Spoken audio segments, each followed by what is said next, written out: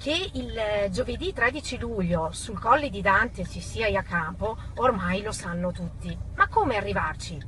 Da qualsiasi parte arrivate, giungerete sempre alla rotonda di Romano Dezzelino e da qui potete scegliere i 3 parcheggi. La prima area dedicata al parcheggio è quella del piazzale chiesa della parrocchia di Romano Dezzelino. Questo è il secondo parcheggio, vi troverete nella piazzola dei Fanti d'Italia.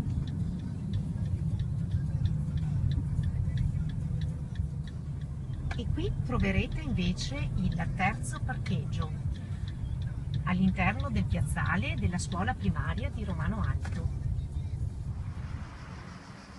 Per meglio gestire i parcheggi, come vedete, ci sono le linee tratteggiate e quindi vi invitiamo tutti a parcheggiare con regolarità, come farà questa bellissima signorina.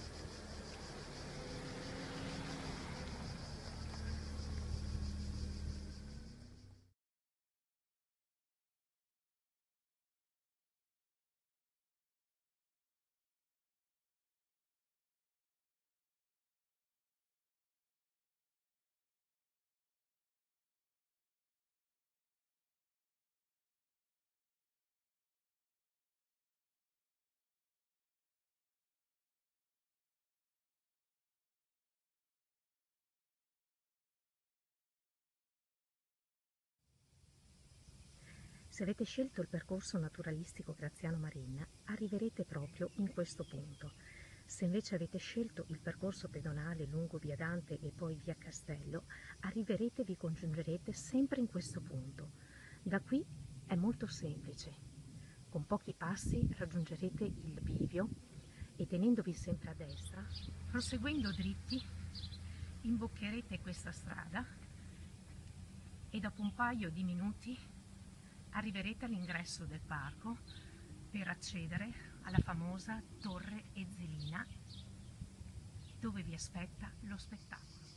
Arriverete tutti da questa strada ed ecco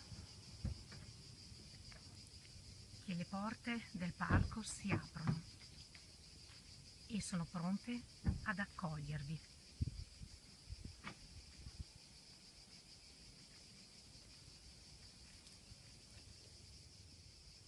Ma una volta all'interno del parco, cosa bisogna fare?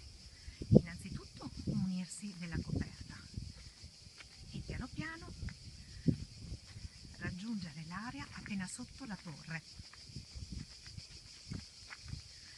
E con un semplice gesto, a tutti noto, stendere la vostra coperta e rilassarvi alla bellezza della nostra torre. Provate ad immaginare poi cosa significa degustazione vini e musica.